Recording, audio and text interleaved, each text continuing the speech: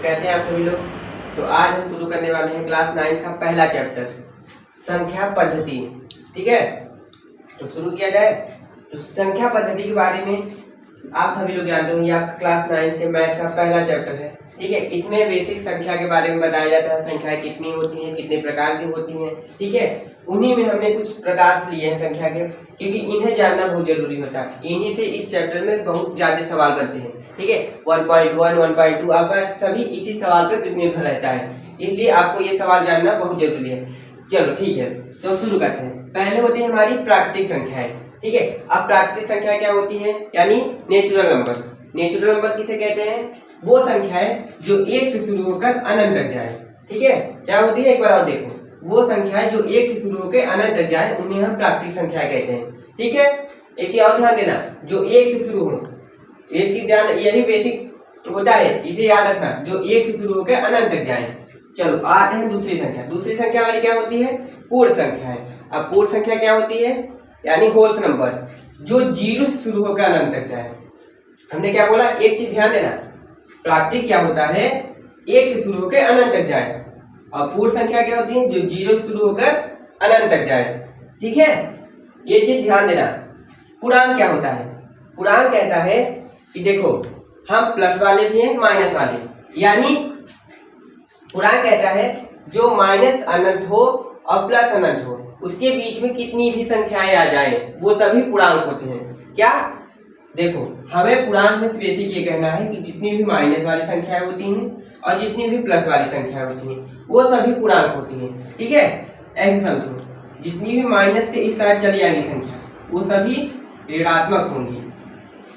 क्या होगी, ऋणात्मक यानी निगेटिव। और जितनी भी 1 से यहाँ तक आएंगी, ये ध्यान देना, -1 से इस साइड जितनी भी संख्या होंगी सभी ऋणात्मक होंगी, और +1 से इस साइड जितनी भी संख्या होगी वो सभी धनात्मक होंगी।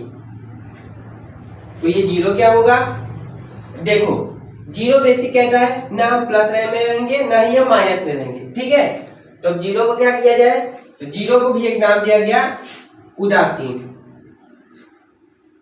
ठीक है, 0 को हम उदासीन कहते हैं, ना ही प्लस में रहती है और ना ही माइनस में। अब आते हैं अगली संख्या। हमारी अगली संख्या क्या है, परिमेय संख्या है। और परिमेय संख्या क्या कहती है, परिमेय संख्या यानी रेशनल नंबर, जो संख्याएं p बटा q के रूप में लिखी जा सके। क्या, जो संख्याएं p बटा q के रूप में लिखी जा सके उन्हें हम परिमेय संख्याएं कहते हैं, जहां पर p जो होता है वो q के बराबर, मतलब q बराबर 0 पे नहीं होता।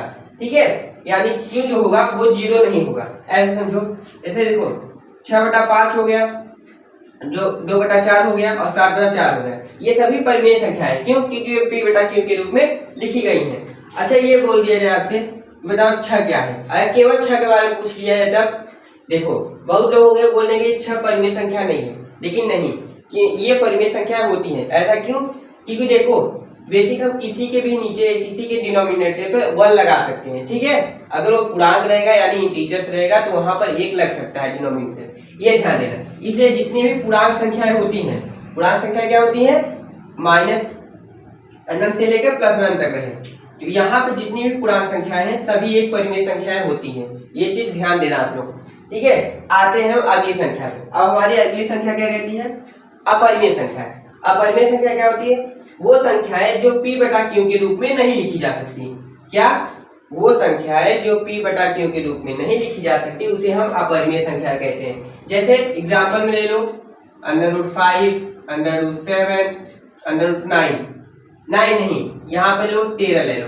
क्यों, क्योंकि देखो हमने क्या कहा, जो भी p बटा q के रूप में नहीं लिखा जा सकता। ठीक है, और अब बोलेंगे कि 9 क्यों नहीं लिख सकते, क्योंकि देखो 9 किसका स्क्वायर होता है, 3 का ना, यानी अगर हम इसे रूट से बाहर निकालेंगे तो 3 बन जाएगा। ठीक है, और 3 क्या है, एक पूर्णांक संख्या है। देखो 3 एक पूर्णांक है ना, तो पूर्णांक नीचे हम और कर सकते हैं।